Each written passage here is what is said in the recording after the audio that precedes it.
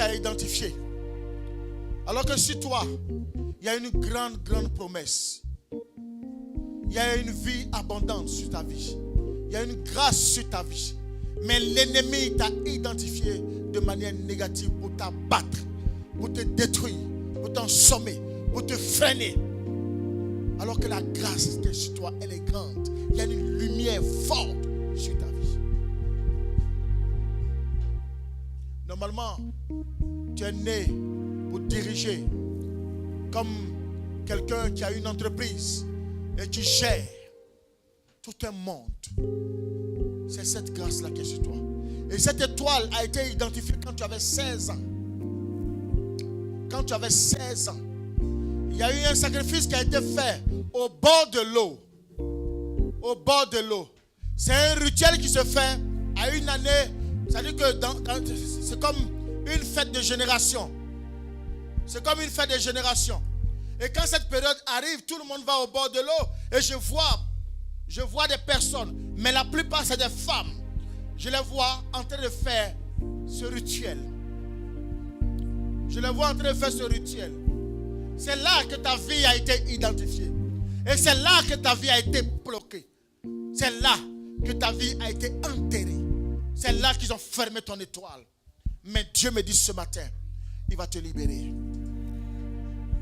Il y a une forte adoration des eaux. Une forte adoration des eaux. Et quand cette période arrive, une forte adoration des eaux. Une forte adoration. Ce que tu as aujourd'hui n'est pas ce que tu devais vivre. Là où tu te trouves aujourd'hui n'est pas ce que tu devais avoir. Une personne qui a une grâce immense. Une grâce immense. Une grâce immense. Mais tu as beaucoup connu la souffrance. Tu as beaucoup connu le rabais. Tu as beaucoup connu le rejet. Le rejet, tu l'as connu. Tu as connu. De peu, tu retournais dans le monde. De peu, tu lâchais la main de Dieu et tu retournais dans le monde. De peu, tu lâchais la main de Dieu et tu retournais dans le monde. Mais Dieu, il t'a identifié, il t'a localisé. Comme Job, Dieu me dit, il va te restaurer. Comme Job, il me dit, tu seras restauré. Comme Job, il me dit, tu seras restauré. Comme Job. Ton unique enfant, tu l'as perdu. Ton unique enfant, tu l'as perdu. Et depuis ce temps, tu ne te retrouves pas. Depuis ce temps, c'est l'agonie, c'est la difficulté. Tu ne t'en sors pas. C'est dur. Et l'enfant, quand tu dors, l'enfant apparaît. Ça a été l'œuvre de la sorcellerie. Du côté maternel, ça a été l'œuvre de la sorcellerie. Ça a été l'œuvre de la sorcellerie. Mais Dieu, comme Job, tu as perdu cet enfant. Mais Dieu va te restaurer. Il va te donner le mariage. Tu auras des enfants. Tu auras la vie que tu cherches. Dieu va te restaurer ce matin. Tu es parmi nous.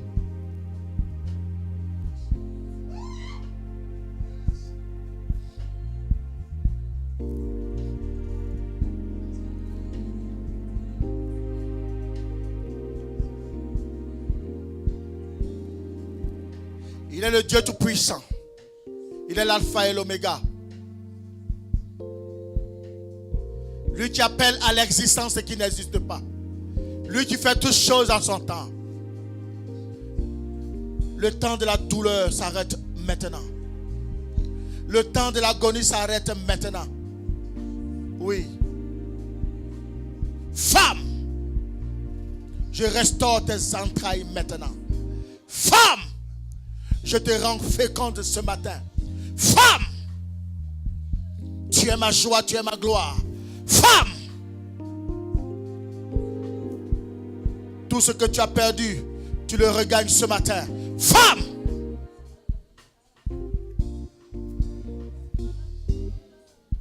ta vie est totalement transformée et changée ce matin. Femme, tu retrouves l'identité. Je suis l'Éternel ton Dieu. Je suis l'Éternel ton Dieu. Tu connaîtras ma joie. Tu connaîtras ma grâce. Merci Seigneur.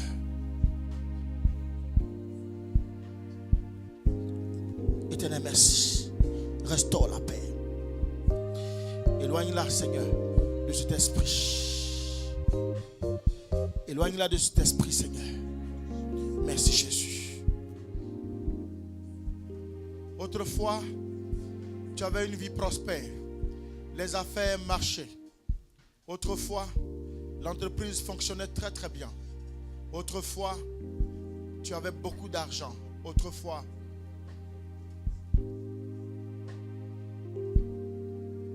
l'argent devenait de partout.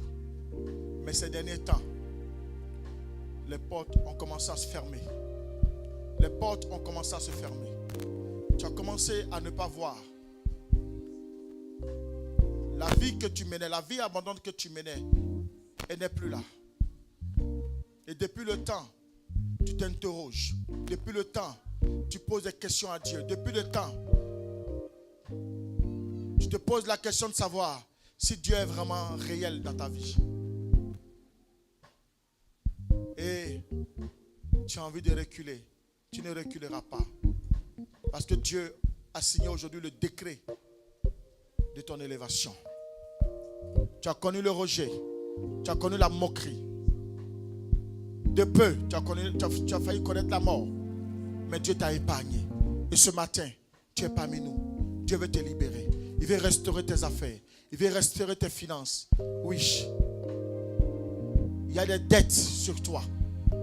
J'entends des dettes. Des dettes. Il dit, je suis l'Éternel des armées. Il y a des dettes sur toi. Et Dieu veut te libérer ce matin. Avance. Il n'est pas le seul. Il n'est pas le seul. Avance, papa. Il n'est pas le seul. Tu bois du noir. Mais Dieu aujourd'hui, Dieu, le Dieu que je sais, le Dieu de David, le Dieu d'Israël, il veut effacer ses dettes de la mémoire de tes créanciers ce matin. Alléluia. Il n'est pas le seul. Les fins du mois sont difficiles. Les fins du mois sont difficiles. Avance. Dieu veut te libérer. Dieu veut te libérer. Dieu veut te libérer. Yes. Merci Seigneur. Libère-les. Merci Seigneur. Saint-Esprit, restaure comme tu as fait pour la vie de Job. Merci Seigneur. Saint-Esprit, restaure comme tu as fait la vie de Job. Merci. Saint-Esprit, merci. Restaure-les au nom de Jésus. Amen. Oui Seigneur, merci. Restaure-les au nom de Jésus. Amen. Le Seigneur est en train de me parler. Il y a un grand marché que tu as perdu. Un grand marché. Un marché que tu as perdu, qui est passé sous ton nez, que tu as racheté. Je parle d'un entrepreneur, quelqu'un qui a eu une entreprise. Un marché que tu as raté. Parce que un marché que tu as perdu. À cause d'un état de santé, le marché est passé sous ton nez.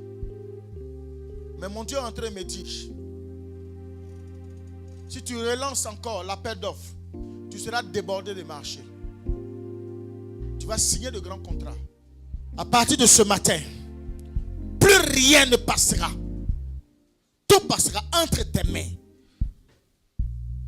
Tout ce que tes oreilles entendront seront comme une bénédiction pour toi. Je prophétise ce matin le règne et la gloire de Dieu. Seigneur, souviens-toi de ton serviteur. Tout ce qu'il touche prospère. Merci Jésus. Amen. Ma fille, libère ton cœur. C'est l'œuvre de la sorcellerie. Libère ton cœur, ma fille. Tu m'as compris? Il faut libérer ton cœur. Tu sais, sur toi, il y a une grâce. Le problème, c'est que l'ennemi utilise ton cœur pour rendre ton cœur dur. Ce qui fait que ça t'éloigne de Dieu. Tu m'entends? Il faut libérer ton cœur. Il faut beaucoup pardonner. Hein? Il faut beaucoup pardonner. Parce que, tu vois, Dieu veut faire de bonnes choses avec toi. Mais le cœur est éloigné un peu de Dieu. Il faut libérer ton cœur. Ça fait combien de temps que tu es comme ça? Tes émotions sont bloquées depuis combien de temps? 1 an. Est-ce que c'est normal? 1 an. 1 an. À partir de maintenant là. À partir d'aujourd'hui. ça sera libéré.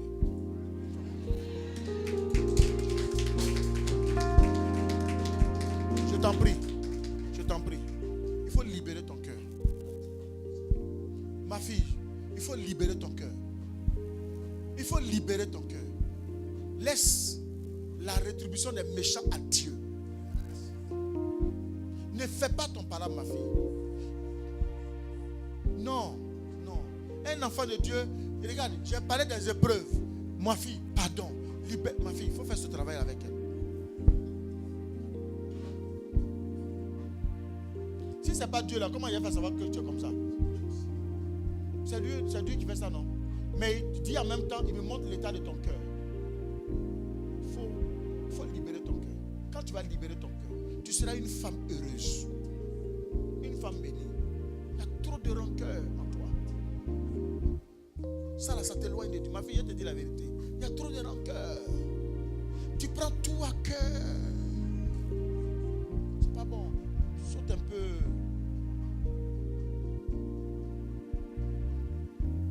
Ça doit te glisser le corps. Tu glisses comme ça le corps et tu pardonnes. Tu seras une femme heureuse. Il y a une grâce sur toi, ma fille. Il y a une grâce, il y a une grâce, il y a une grâce. Quand tu vas libérer ton cœur, ma fille, tu vas voir. Maman, fais ce travail-là.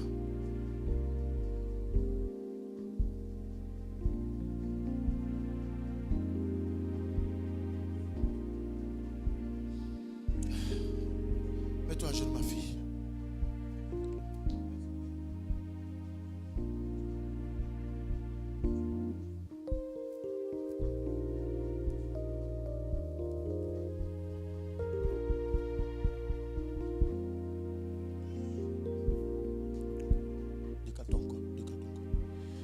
Jéhovah Yamashua, le Dieu d'Élie, le Dieu de Moïse,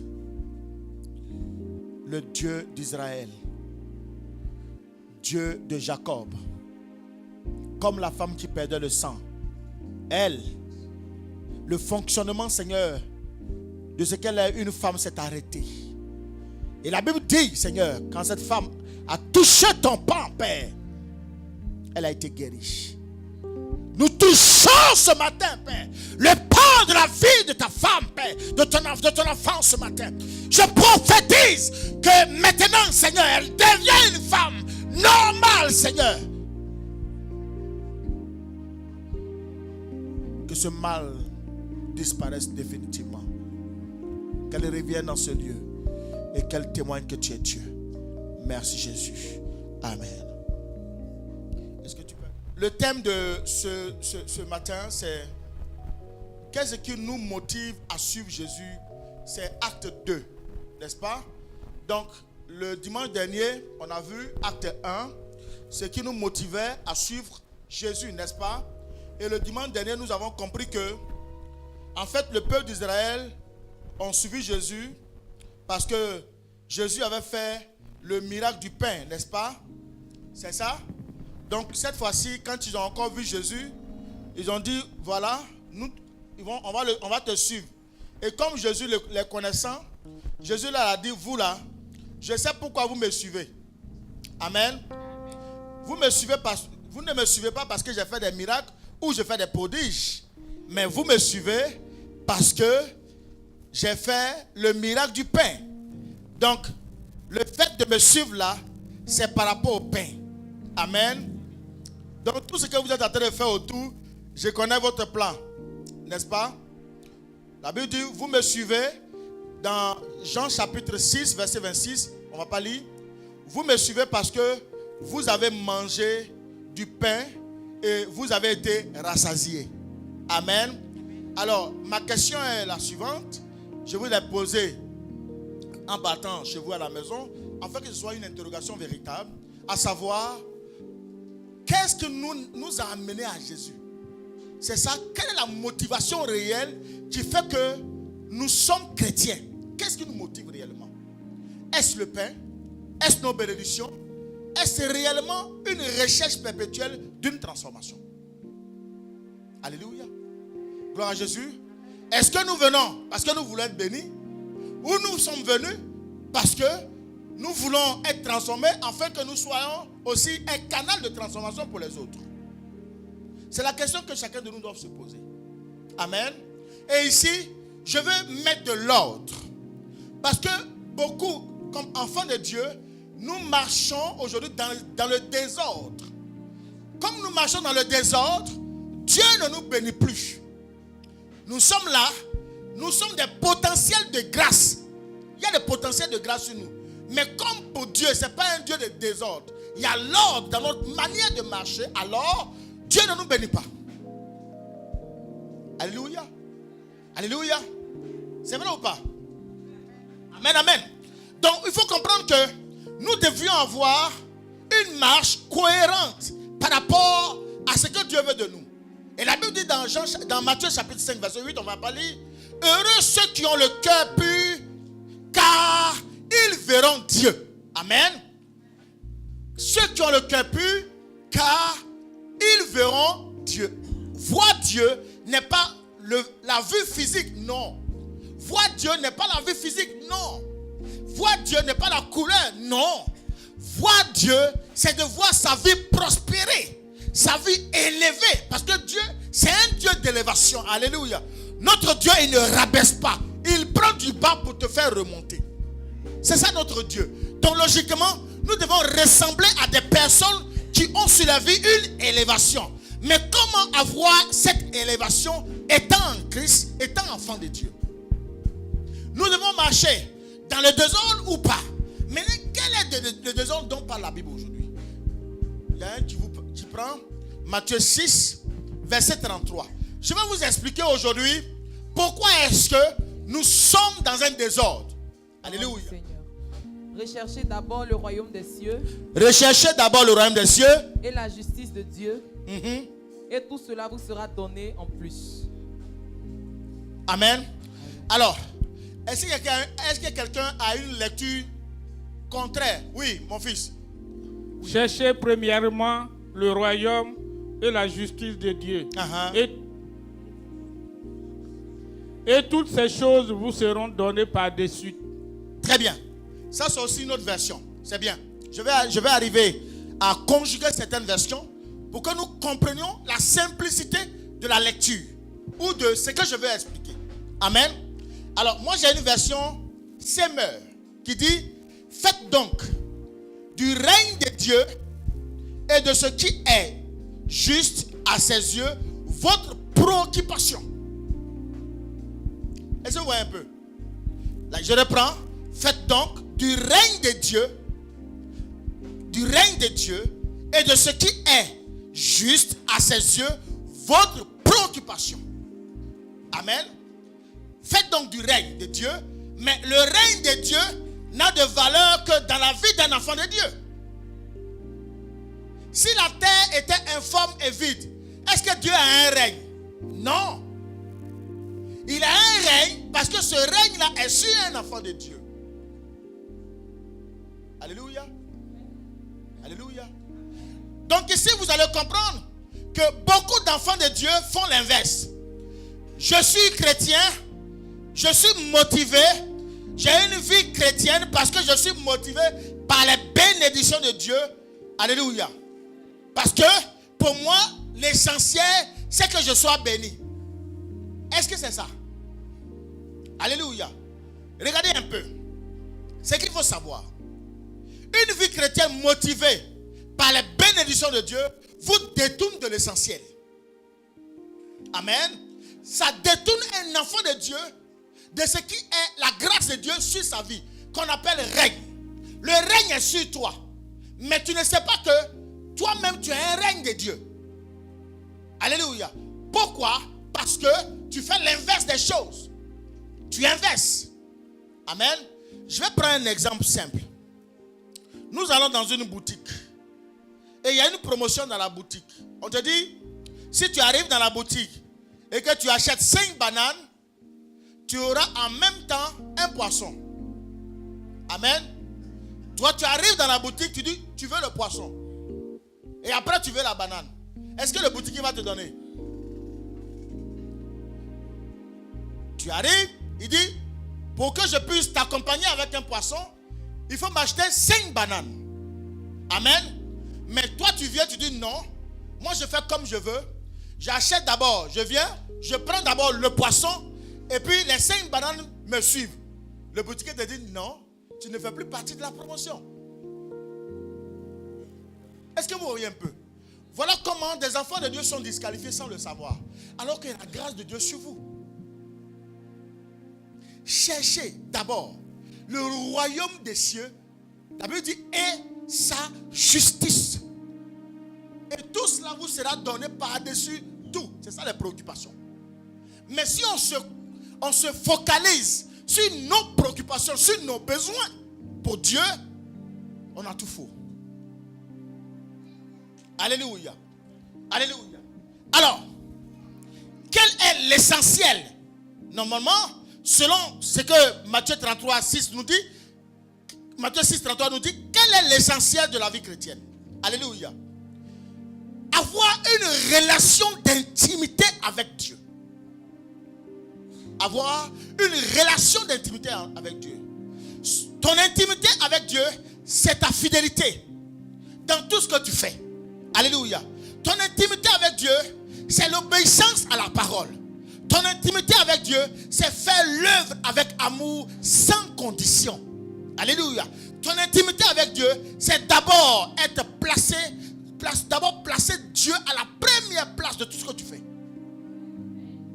Donner la priorité, la primauté dans toutes tes affaires, ton travail, ton foyer. D'abord Dieu. Alléluia. C'est en ce moment-là que vous allez comprendre que la Bible nous dit ceci, que tu aimeras le Seigneur, ton Dieu, de tout ton cœur, de toute ton âme et de toute ta pensée. Alléluia. Frère, nous sommes fatigués cette fois. On dit, oh, mais je vais à l'église, rien ne me réussit. C'est parce que quelque part, dans ta pensée, Dieu le sait. Il dit, tu aimeras le Seigneur de tout ton cœur, de toute ton âme et de tes pensées. Donc en fait, moi j'ai compris maintenant, je dois avoir une relation intime. La relation intime avec quelqu'un, viens mon fils, c'est un garçon. Mais on peut avoir une relation intime entre garçon et garçon. Ça n'a rien à voir de ce que vous pensez, hein? Non. Ça veut dire que notre relation n'est basée sur rien que la sincérité, le vrai amour, la fidélité, la loyauté. Entre lui et moi, il ne doit pas avoir de trahison. C'est comme David et Jonathan. Ils avaient une relation vraie, sincère, basée sur une intimité profonde. Quand il pleure, je pleure. Quand je pleure, il pleure. Quand il ne mange pas, moi si j'ai à manger, je lui donne. C'est la relation que Dieu a entre nous et lui, entre l'église et lui. Nous étant l'épouse, Dieu étant l'époux. Ça fait que quand nous sommes en difficulté et que nous crions à Dieu, Dieu ne peut pas dormir. Mais afin qu'il puisse écouter tes pleurs, est-ce que tu fais son œuvre?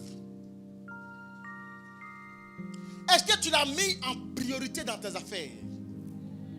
Est-ce qu'avant de faire un choix, quand tu as vu un homme, tu as demandé son avis?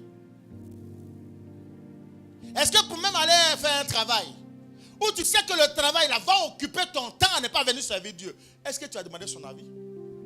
Parce que tout cela est inscrit en Dieu. Le règne dont on parle, le royaume dont on parle, qui est le roi? C'est Dieu.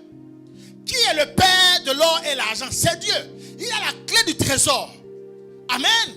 Donc en fait, pour un enfant de Dieu qui cherche réellement d'abord le royaume et qui attend la justice. La justice c'est quoi? C'est ce qui est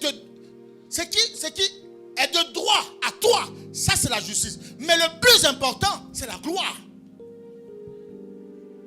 Amen. Dites-moi, il y a beaucoup d'enfants de Dieu. Oui, moi je veux qu'on me fasse justice.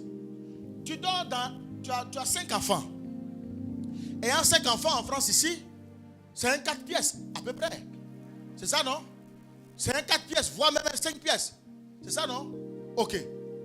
Si on te donne un 2 pièces, est-ce que tu es dans la justice? Non. Est-ce que tu es dans la gloire? Tu es dans quoi? Tu es dans quoi? La justice. C'est ce auquel tu as droit en fonction de ce que tu fais. Est-ce que j'explique à quelqu'un ce matin?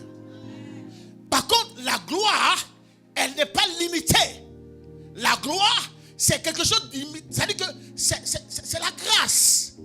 Et elle ne découle que par le travail que tu fais dans l'église. Le Saint-Esprit est obligé de te connecter à des personnes par qui tu peux avoir le résultat de ce que tu cherches. Alors que de l'autre côté, tu as cherché la justice. La justice dit, d'accord, elle veut un toit dormir, je lui donne un toit. Mais est-ce que le toit qu'on te donne est proportionnel à la composition de ta famille?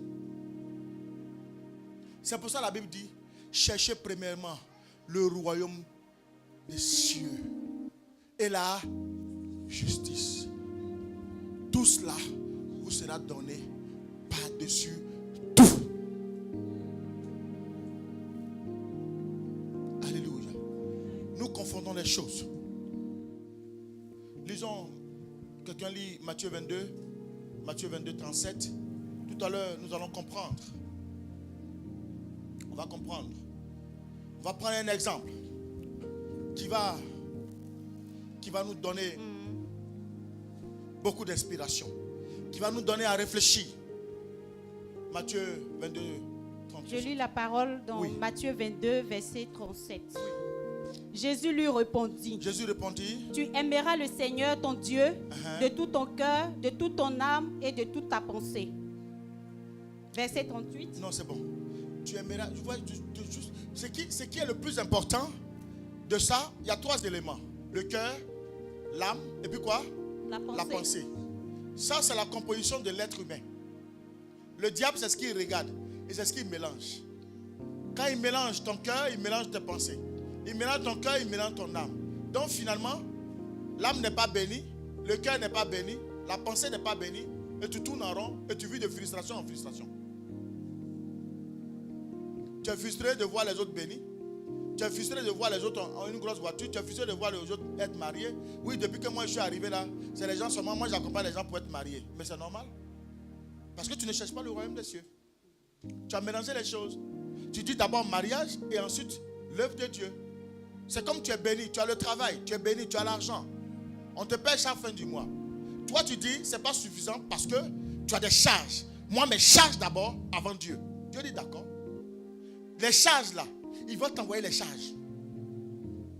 Est-ce que vous comprenez un peu? Il t'envoie que des charges. Des charges que toi-même tu ne peux pas reculer. Mais quand tu fais l'inverse, tu payes sa dîme. On dit qui peut s'aimer dans la maison de Dieu pour faire avancer l'œuvre de Dieu. Tu es là. Vous allez voir, au lieu qu'il t'envoie des charges, il te décharge. Il bouche des portes, des trous, il bouche des endroits. Ceux qui te fatiguaient là, il leur donne tous du travail. Ils ont maintenant de quoi en manger. Une occupation qui fait qu'ils ne vont pas t'envoyer les charges. C'est ça aussi Dieu. Alléluia. Et tu vas voir que toi qui n'arriverais pas à épargner même 50 €, maintenant tu ne sais pas comment tu fais, mais tu arrives à épargner plus de 100 € par mois. Et puis des fois 100 € tu vas à 200, 300. Et tu ne comprends pas alors que le salaire il est maigre. Gloire à Jésus. Vous savez, l'homme vit toujours par ce qu'il voit. Oh non, c'est petit. C'est pas. Mais pour Dieu, c'est ce qu'il te faut pour vivre. Et j'ai toujours expliqué aux enfants de Dieu. Beaucoup ont des projets, mais veulent avoir d'abord des millions pour accomplir des projets. Non, faux. Dieu, il te donne un petit moyen. Et à partir de ce petit moyen, Dieu te fait des ouvertures de portes pour que tu puisses développer par ta pensée et par ta vision ce que tu veux réellement faire avec lui. Gloire à Jésus. Quand on veut attendre avoir des millions pour pouvoir réaliser, tu ne réaliseras jamais. La Bible dit, il est un Dieu de petites choses. Quand tu as géré les petites choses, lui Dieu te donnera de grandes. Mais comment veux-tu avoir de grandes choses alors que tu es incapable de pouvoir gérer, être capable de pouvoir gérer les petites choses? On veut un grand mariage. On veut un homme riche. Une femme riche, prospère. Alléluia. Dieu n'est pas dans ça. Dieu est dans des petites choses. Où lui-même, petit à petit, il te fait prendre les marches. Marche par marche. Une marche, 2 marches. À chaque marche, il y a une expérience. Et finalement, tu deviens une source de bénédiction. Et tu deviens un conseiller pour des personnes qui ont cette difficulté. Alléluia. Il y a des gens, vous savez, il y a certaines personnes, quand ils interviennent dans ton foyer, waouh, c'est comme ils ont apporté de l'eau fraîche sur le cœur des personnes. Le foyer est stable. Alléluia. Il y a des personnes que Dieu a bénies, que Dieu a mandatées. Mais comme tu ne sais pas Dieu, comme tu ne fais jamais rien pour lui, la personne auprès de toi, mais tu négliges le talent que Dieu a mis en lui. Tu le laisses et tu vas chercher des relations d'amitié très loin. Les gens qui vont te diviser. Oh, ton mari ici, il faut le quitter. Ma copine vient ici, là. Moi, je connais quelqu'un. Quand tu vas venir, quand toi tu vas le voir là, tu vas tomber. Il a une voiture, il a un travail, il a bon. Ma fille, il a l'argent. Alléluia. Les grandes choses. Oh, il est riche, oh, il est ceci. Ma fille, mon fils, pardon. Dieu n'est pas dans ça. Ce que Dieu t'a donné là, si tu prends ça au sérieux, petit à petit, vous allez construire. Et vous irez beaucoup plus loin. Vous allez voir finalement, la relation que vous allez avoir, ce n'est plus une relation de mari et femme, ou d'époux ou d'épouse. Ce sera une relation fraternelle, basée sur Jésus. Et quand elle est basée sur Jésus, elle est basée sur le pardon, la miséricorde. Tu as fait une erreur, je te pardonne. La valeur d'un homme, ce n'est pas d'abandonner la femme quand elle a fait une erreur, mais c'est de la recueillir, la reprendre, la nettoyer et lui dire ne recommence plus. Je laisse auprès de moi. Regarde-moi. Alléluia. Vice versa. Mais aujourd'hui, c'est pas ce que nous vivons. L'homme a fait l'erreur de tomber. La femme prend le téléphone. La famille est déjà informée. Mais si tu as pris cela, tu as envoyé dans ta famille, que veux-tu que la famille fasse? La famille va t'enlever ton homme. Et depuis que tu t'es séparé, tu ne t'es plus jamais retrouvé. Aucun homme ne peut s'asseoir. Alléluia. Non. La vraie valeur, c'est vivre de manière intercède. Viens mon fils. Oui, c'est ça. Est-ce que vous comprenez un peu? Comme ça. Cet amour qui te coupe du reste, où tu es vraiment lié. Et cette intimité, c'est ce que Jésus demande. C'est ce que Dieu demande. Si tu n'as pas d'intimité avec Dieu, la gloire ne peut pas descendre.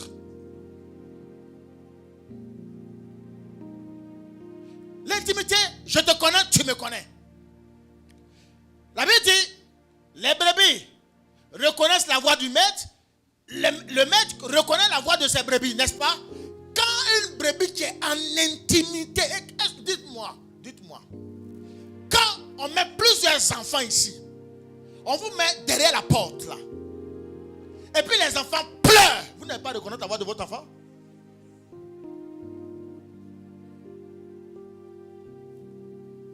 L'enfant, ils n'ont qu'à pleurer comme ils veulent.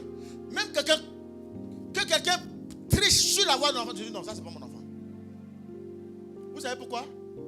Vous savez pourquoi? Parce que tout le temps l'enfant est vécu dans votre sang. Il y a eu cette relation très forte, très intime. Ça fait que quand l'enfant est descendu, est venu sur la terre, ses premiers cris, tout de suite vous ont marqué dans les oreilles. Et ces premiers cris sont restés.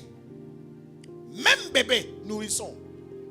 Quand vous serez dans l'autre pièce de la salle, 2 jours après, quand les bébés sont en train de pleurer comme ça, vous allez revenir. Même avec les yeux bandés, vous allez reconnaître la voix de votre enfant. C'est vrai ou pas? C'est l'instinct maternel. Et Dieu a cet instinct-là. Il est très amour. Ce qu'il veut, c'est qu'il y ait une vraie intimité entre lui et nous. Pourquoi nous échouons? Pourquoi nous ratons le but alors que nous sommes des bénédictions? Le règne de Dieu est sur nous. Si le règne de Dieu n'est pas sur toi, tu ne peux pas être ici. Tu es certainement ailleurs. Cette parole n'est pas pour toi. Si tu es là, le règne de Dieu est sur toi.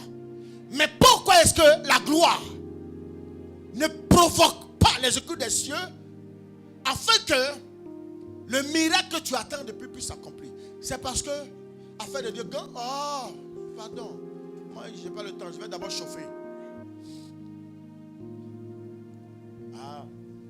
Le dimanche, Jésus, c'est bon, Jésus aujourd'hui, il n'a qu'à m'excuser. Il y a mon petit bonhomme qui m'attend. À chaque fois, Jésus, c'est bon, Jésus, là, il était trop servi, il n'a rien eu dedans. Aujourd'hui, là, il va chauffer. C'est ça, non? On se dit la vérité, hein? Je me je suis fatigué. On dit, je ne vais pas à l'église, il faut partir. Amen. Ce qu'on oublie, c'est que nous-mêmes, on ouvre un cahier. Jésus, il note. Tel jour. Parce qu'un jour, je ne sais pas si c'est ici que j'ai prêché ça. Dieu est rancunier. Dieu rappelle ce que tu avais fait. Il prend son cahier et dit, bon, parce que Dieu a un livre de vie qu'on appelle chronique, où tout ce que tu fais, il marque dedans. Quand c'est rempli, il te met à côté. Tu cries comme tu veux. Il fait comme il n'entend pas. Tu vas pleurer, il fait comme il n'entend pas. Maintenant, quand tu vas voir son serviteur, puis il pleure pour toi, il dit, toi là. Toi là. Mais regarde sa vie. À tel jour, ou quelle telle date, regarde ce qu'elle m'a fait. Regarde ce qu'elle a fait. Regarde comment elle a boycotté mon œuvre. Regarde comment il a fait ça. Quand on lui a dit de venir donner, elle avait 100 €. Elle n'a pas donné. Regarde comment elle a fait. Dieu, je vous en prie. Ce fardeau-là, aucun homme ne peut l'enlever. N'ayez pas ce fardeau sur votre tête. Cherchez d'abord le royaume des cieux. Cherchez le royaume. On dit, priez l'église, vous courez. Dimanche, le seul jour. Lundi à samedi, fais ce que tu veux. Mais dimanche, là, il doit être capital pour toi. Il doit être capital. On peut toucher à tout, sauf ton dimanche. Reste tranquille. Cherche simplement sa face. Que les soulèvements se lèvent, les vagues se lèvent, que les flots se lèvent, les vents se lèvent. Reste tranquille, tu sais en qui tu as cru. Si tu as su sur le véritable Dieu, je n'ai pas dit le Jésus qu'on voit aujourd'hui. Non, le véritable Dieu, où ton engagement est réel et total. Et tes deux pieds sont en Jésus. Rien ne peut te nuire. Il n'empêchera pas les vents, c'est normal. Il n'empêchera pas les bavardages, c'est normal. Mais ce qu'il a décidé de faire avec toi, il ira plus loin avec toi. Alléluia. Qui m'a dit amen? Amen. Encore amen. Amen. Si tu dis amen, tu es béni ce matin. Amen. Alléluia. Je vous en prie, beaucoup d'enfants de Dieu mettent la charrue avant les bœufs. Je t'en prie, ne mets plus de charrue avant les bœufs. Ne va pas prendre une femme, la mettre à la maison et puis maintenant je dis non, après Jésus va faire. Non. C'est une erreur. Parce que c'est que vous ne savez pas. On peut rentrer, mais pour sortir, on sort avec bagarre. C'est vrai ou c'est pas vrai? Pour sortir, pour rentrer, tu peux faire rentrer, oui. Quand tu la vois, tu dis, oh, c'est le... D'accord. Fais-la rentrer, elle est rentrée. Une fois elle est rentrée, toute ta maison est divisée. Il y a des hommes Jézabel. Quand ils rentrent dans ta vie, le foyer, il y avait la joie, l'amour, tout le monde rigolait. Mais quand ils rentrent dans la vie, ils mènent la division par leur langue. Ils vont commencer même à détourner d'abord la femme de son père, de ses frères, à mettre la division. Frère, c'est pour cela, vous devez d'abord chercher le royaume des cieux. D'abord, dans tout ce que vous devez faire, provoquer Dieu, interroger Dieu. Seigneur, voilà un homme, voilà une femme. Je vais rentrer, ou bien je vais rentrer avec elle, ou bien je vais rentrer avec lui. Seigneur, toi tu dis quoi? Qu'est-ce que tu penses? Est-ce que quand je vais rentrer là, est-ce que c'est l'homme qu'il me faut? Mon fils, ma fille, c'est ce qu'il faut faire. Mais quand tu ne le fais pas, tu es rentré avec lui. Maintenant il est assis dedans. Tu dis sors, il dit sors pas. Sors, je sors pas. Il a pris les dettes, il a mis sur ta tête. Alléluia. Frère, je vous en prie. Quand Dieu dit chercher le royaume des cieux et sa justice, c'est ça. Quand tu ne le cherches pas véritablement, quand tu mets la charrue avant les bœufs, tu ne peux plus faire marche arrière. Quand c'est versé, c'est versé. On ne peut plus ramasser. C'est vrai ou pas? Je vous en prie. Éprouvez toute bénédiction. Éprouvez par la prière et par le discernement tout ce que vous faites. Ne faites rien par complaisance. Non, je le connais parce que je connais son père. J'ai connu son frère. Son frère, c'était son frère. Lui, c'est lui. Ce n'est pas la même chose. Alléluia. Est-ce que tu es content ce matin? Est-ce que tu es content ce matin? Il y a beaucoup de blocages dans la vie des enfants de Dieu aujourd'hui. Beaucoup de blocages. Beaucoup d'enfants de Dieu sont bloqués. Beaucoup d'enfants de Dieu ont leur mariage bloqué. Beaucoup d'enfants de Dieu ont leur travail bloqué. Ils ont leurs papiers bloqués. Pourquoi? Parce qu'ils ont inversé les rôles. Au lieu de chercher d'abord le royaume des cieux, qu'est-ce qu'ils ont fait? Ils ont mis d'abord leur travail. Seigneur, donne-moi, Seigneur, donne-moi, Seigneur, donne-moi. Si tu passes ton temps à dire Seigneur, donne-moi, Seigneur, donne-moi, tu ne recevras rien. Je vous en prie, changez votre mode de prière. Quand vous priez, priez pour les autres. Oubliez-vous. Oubliez votre foyer. Oubliez votre maison. Priez pour les autres. Je prends un exemple. Tu sais que tu n'as pas de papier. Prie pour tous ceux qui n'ont pas de papier. Si tu entends prier pour tous ceux qui n'ont pas de papier, le Seigneur sait que tu n'en as pas. Ou bien, voilà. Mais Seigneur, mes papiers. Seigneur, d'abord, donne-moi mes papiers. Là, il te regarde. Il ne réagit pas. S'il ne réagit pas, c'est parce que tu pries mal. Aujourd'hui, on connaît les difficultés. Nous allons nous intéresser à... On va prendre Job 1, verset 8 à 12. L'Éternel dit à Satan. Écoutez. As-tu remarqué mon serviteur? Reprends ma fille. Job 1, verset 8. Job 1, verset 8. Jusqu'au verset 12. L'Éternel dit à Satan. As-tu remarqué mon serviteur Job? Il n'y a personne comme lui sur la terre. C'est un homme intègre et droit. Il craint Dieu et se détourne du mal. Verset 9. Satan répondit à l'Éternel. Est-ce de façon désintéressée que Job craint Dieu? Verset 10. Ne l'as-tu pas entouré de la protection, lui et sa famille, et tout ce qui lui appartient? Tu as béni le travail de ses mains, et ses troupeaux couvrent le pays. Oui. Verset 11. Mais porte donc la main contre lui, touche à tout ce qui lui appartient, et je suis sûr qu'il te maudira en face. Verset 12. Oui. L'Éternel dit à Satan, voici tout ce qui lui appartient. Je te le livre. Seulement, ne porte pas la main sur lui. Satan se retira alors de la présence de l'Éternel. Très bien. Écoutez-moi. Je vais imager. Mets-toi là. Viens. Ok. Je vais vous expliquer cette histoire. Simplement, vous allez comprendre. Tu es couvert du sang de Jésus, mais c'est une image. Il est Satan. Amen. Moi, je suis qui? Dieu. Lui, il est qui? Job.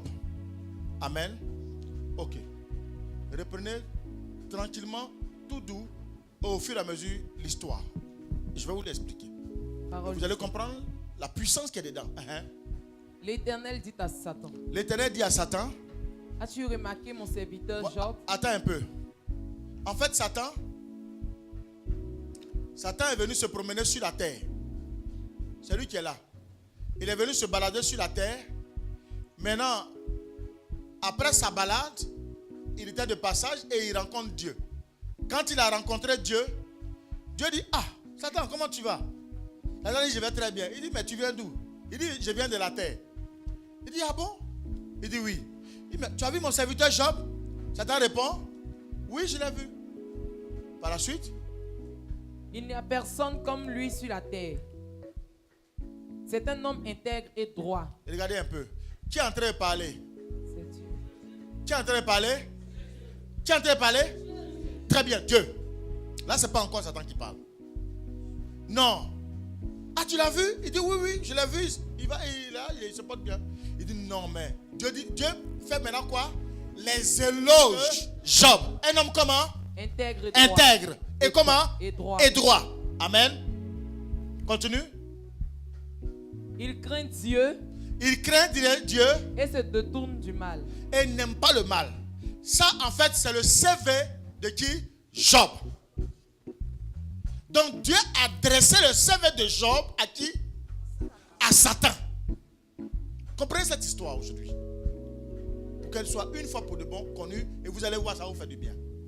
Donc, maintenant, il va y avoir un échange. Dieu a fini de parler. Comme nous sommes en train de causer, en fait, dans la causerie, entre Dieu et Satan, est-ce qu'il y a un intermédiaire? Vous comprenez que Satan a aussi accès à Dieu directement. Amen. Donc Satan communique directement avec Dieu. Donc avant qu'il t'arrive malheur, qu'il t'arrive une situation malsaine, d'épreuve, Dieu est au courant. Première révélation. Tout ce qui arrive à un enfant de Dieu, Dieu le sait et il a permis. Amen, amen. Frère, quand Dieu le permet, vous allez savoir la suite. Mais là, beaucoup se posent la question, ce n'est pas normal. Moi, je suis à l'église depuis, je paye ma dîme, je fais ceci, je fais cela. Mais rien de bon ne se passe dans ma vie. Je n'avance pas, je ne fais rien. Alléluia. Tu es assis là. Tu as le soupe de vie. Tu te lèves le matin, ça se passe bien. Tu n'es pas encore mort, tu continues de te plaindre. Je suis en train de faire comprendre que ce qui est arrivé dans ta vie là, Dieu le savait. Et regarde, il est en train de parler avec qui? Satan. Est-ce que Dieu et Satan, normalement, ils doivent parler? Très bien. Job ici représente l'église. Job représente Israël. Job représente la vie que tu mènes aujourd'hui. Ta situation, ton âme, ton esprit et tes pensées. Alléluia. Continuez le verset 9. Regardez. Satan va commencer à parler. Continue, ma fille. Satan répondit à l'Éternel. Satan va maintenant parler. Regardez. Est-ce de façon désintéressée que Job craint Dieu? Ah, attends ma fille. Le verset 9 dit, est-ce de façon désintéressée? Ça voudrait dire quoi? Oui, je suis parti, j'ai vu Job. Un homme intègre, un homme qui craint Dieu, un homme qui aime Dieu. Un homme aussi qui est riche, qui a tous les biens.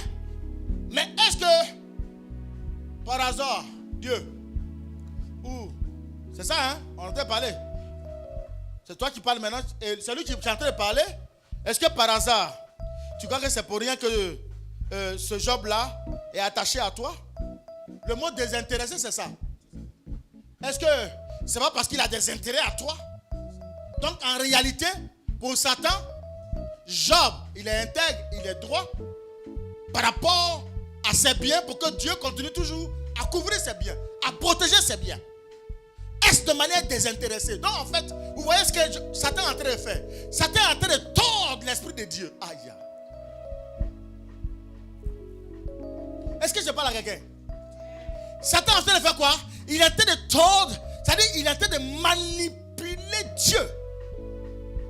Le créateur, son créateur, il est en train de le manipuler. Maintenant, quelle est l'attitude de Dieu lui-même dans la manipulation? Continue ma fille.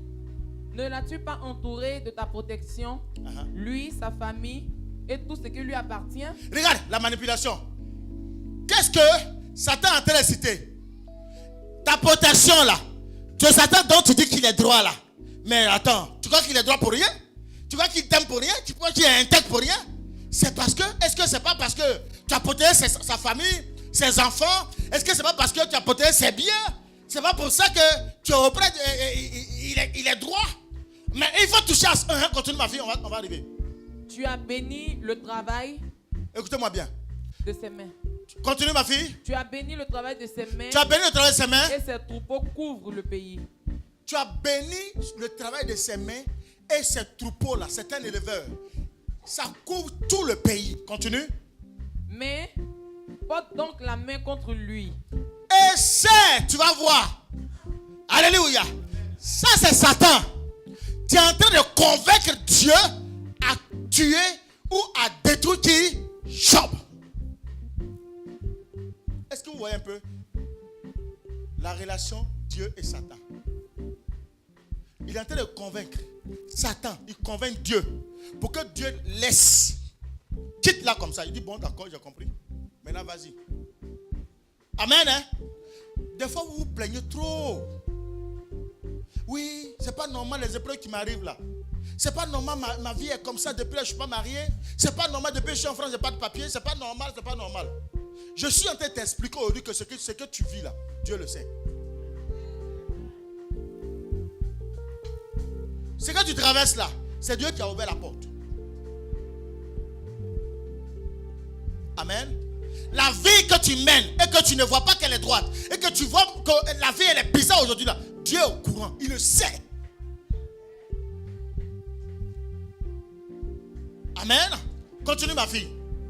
Touche à tout ce qui lui appartient et je suis sûr qu'il te maudira en face. Qui est en train de parler? Satan. Il a convaincu Dieu maintenant.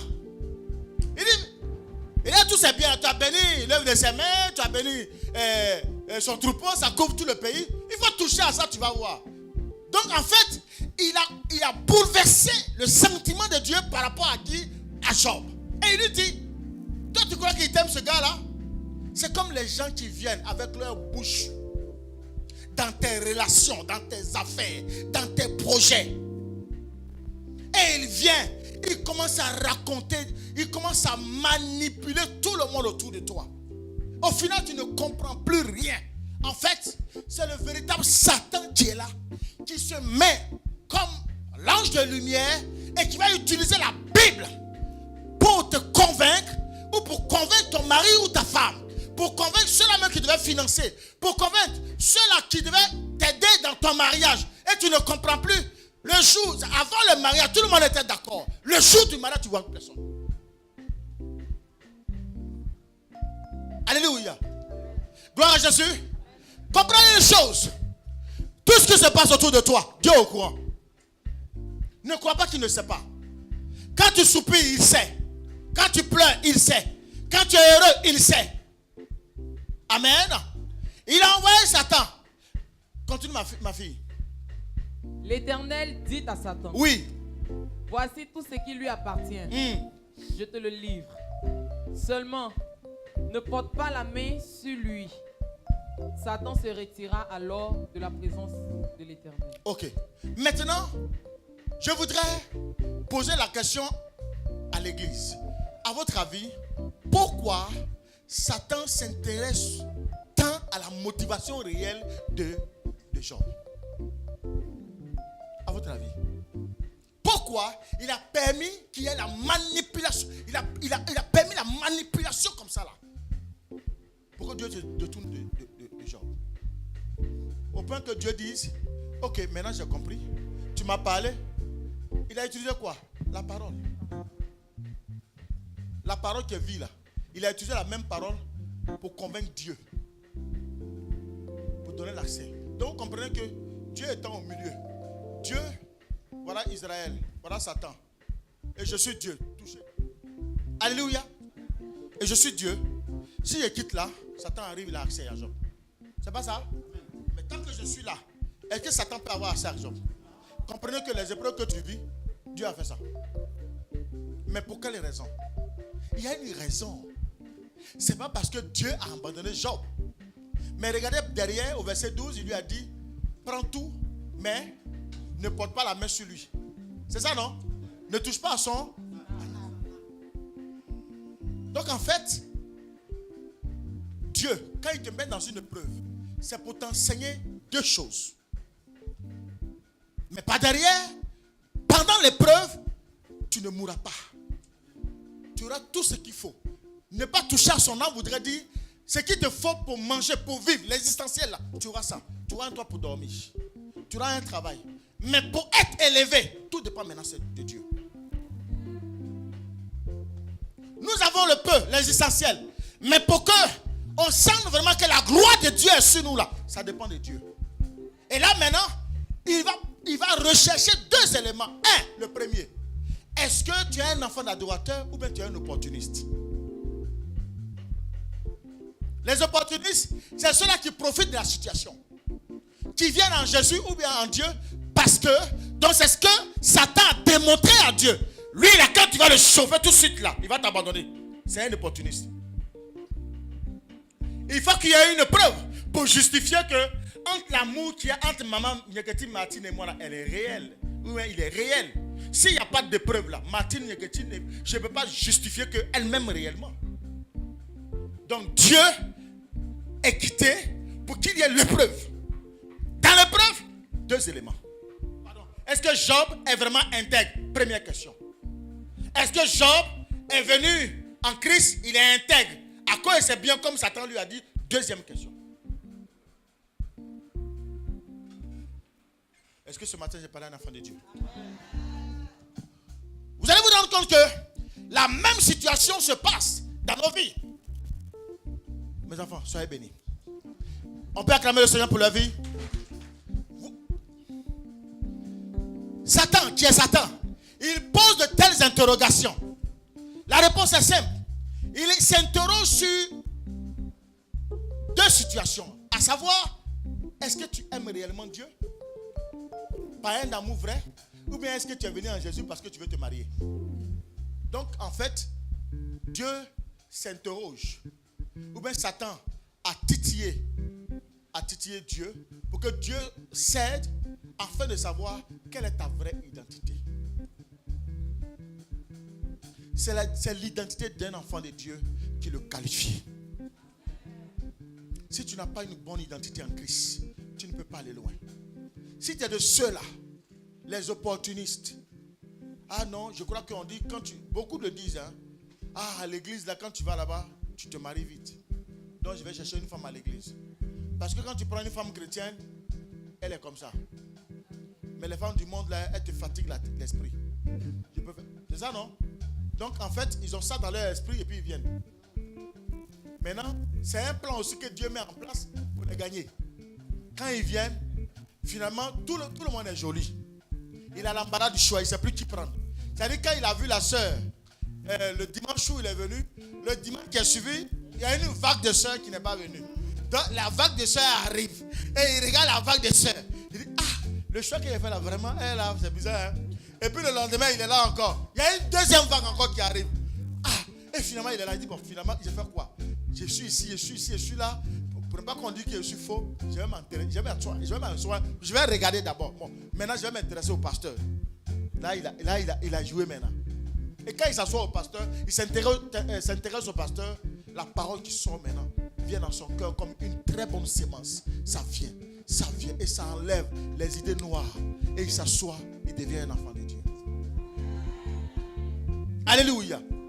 Donc, je ne veux pas que cette interrogation-là, ce jugement qui est sur nos vies là, qui est sur du moins la vie de Job, soit vraiment sur nous. Nous devons avoir une vraie identité en Christ. Alléluia. Ce qui nous donne la vraie valeur, c'est ton intimité réelle avec Dieu. L'intimité avec Dieu, c'est ton adoration avec Dieu. C'est comment tu adores Dieu.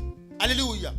Comment tu glorifies Dieu. Un opportuniste. Être opportuniste. Quelqu'un, les profiteurs. Les opportunistes, on appelle les profiteurs. Amen. Là où il y a le soleil, c'est là où ils viennent. Ça, c'est les opportunistes. Le jour où il vient vers toi, c'est qu'il a vu que tu as qu'à français. Amen. C'est que tu as une belle maison, tu travailles. Donc, en fait, ils ont un stylo. Les opportunistes, c'est les gens qui ont un stylo dans la main. Ils ont une feuille. Et puis, bon, belle de figure, mais après, derrière, il y a quoi? Française. Deuxièmement, elle travaille, quel salaire? 2000 €, garde d'enfants. D'accord. Est-ce qu'elle a des enfants? 2 enfants. Bon, ça, c'est jouable. Elle a combien d'enfants? 5 enfants. Non, ça, non. Les enfants me fatiguent. C'est ça, les opportunistes. Hein? Ils ont toujours leur calcul. Mais le véritable amour, il n'y a pas besoin de faire calcul. On te prend à l'état initial, avec ou sans papier, avec ou sans enfant. Alléluia.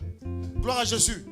Donc quand vous avez en face de vous des personnes qui vous rencontrent aujourd'hui et le lendemain qui vous demandent, tu as quel genre de papier? Il faut savoir que c'est un opportuniste. Quelqu'un qui arrive dans ta vie et tu commences à te poser la question, hey, tu gagnes combien par mois? C'est un opportuniste, il faut le chasser.